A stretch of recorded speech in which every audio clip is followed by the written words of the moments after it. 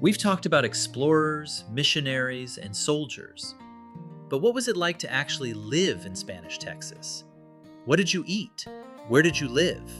And what did you do for fun when your nearest neighbors were a half day's ride away and there was a constant threat of a Comanche raid? This isn't a story of grand expeditions, but of the tough, everyday people who laid the foundation of modern Texas. Last time, we explored the Mission Presidio system. Now, we're pulling back the curtain to see the communities that grew up around them. We're going to look at the towns, the ranches, and the creation of a unique culture that blended Spanish traditions with the harsh realities of the Texas frontier. This is the birth of the Tejano. Howdy, history fans, and welcome back. Building a life on the frontier required a lot of planning and a strong community. To help build our historical community, go ahead and file a land grant on that subscribe button and ring the bell to claim your spot. It's the best way to make sure your legacy includes watching all our videos. The population of Spanish Texas was small and diverse. The biggest group was the Tejanos. These were people of Spanish or mixed Spanish indigenous heritage born in Texas. They were soldiers, ranchers, farmers, and craftspeople who adapted Spanish customs to life on the frontier. They formed the core of Texas society. Many of the soldiers who manned the presidios, known as presidiales, brought their families with them, establishing the first real settlements. But Spain knew they needed more people. So, in 1731, the Spanish government transported 56 people from the Canary Islands, off the coast of Africa, to settle San Antonio. These families, known as the Isleños, were considered to be of pure Spanish blood and were given titles of nobility and prime land. They established the first official civil government in Texas.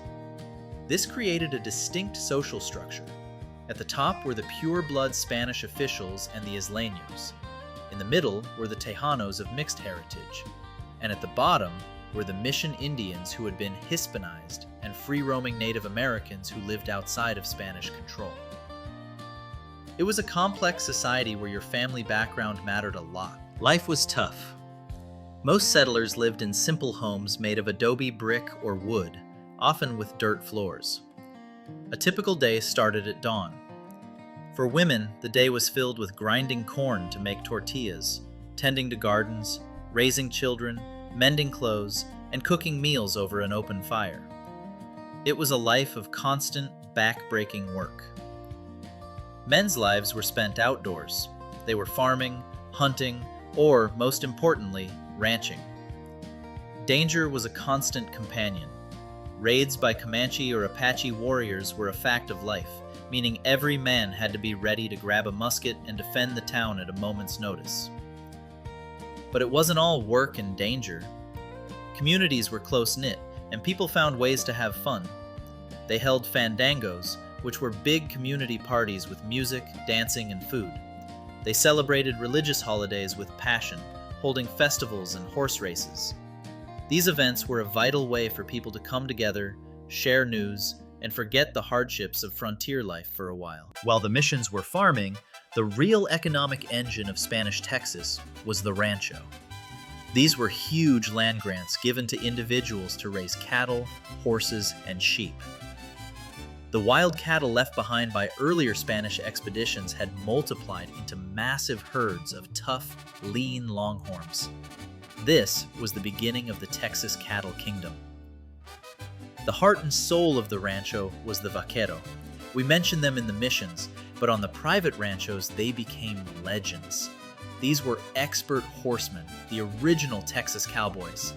They developed the tools of the trade, the wide-brimmed sombrero, the leather chaps, chaparreras to protect from thorns, the lariat, la reata, and the western saddle with its distinctive horn. Their skill was unmatched. The vaqueros would lead long cattle drives, moving thousands of cattle from the ranchos in Texas to markets in Louisiana or south into Mexico. It was dangerous work, requiring incredible skill and endurance. These were the very first trail drives, establishing the traditions that would make the Texas cowboy an American icon a century later. The Spanish Empire in Texas eventually faded, but its influence is everywhere. Just look at a map. San Antonio, El Paso, Amarillo, the Brazos River, the Guadalupe River. Hundreds of our cities, rivers, and counties have Spanish names. The Spanish language is woven into the fabric of Texas. Our laws carry a Spanish imprint too. Spanish legal traditions gave Texas key concepts like community property, where a husband and wife share property equally, and the homestead exemption, which protects a family's home from being seized for debt. They also established crucial rules about water rights, which are still a huge deal in a dry state like Texas. And of course, there's the culture.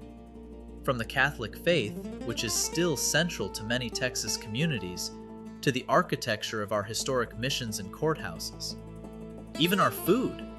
The Spanish brought the cattle for our barbecue and the chilies and spices that would eventually blend with other traditions to create Tex-Mex. The legacy of Spanish Texas is not just in our history books. It's in our laws, our language, and on our dinner plates. For over 300 years, from the first map to the last mission, Spain shaped Texas. They weren't always successful, and their empire was stretched thin. But the settlers who came here created a resilient and unique culture.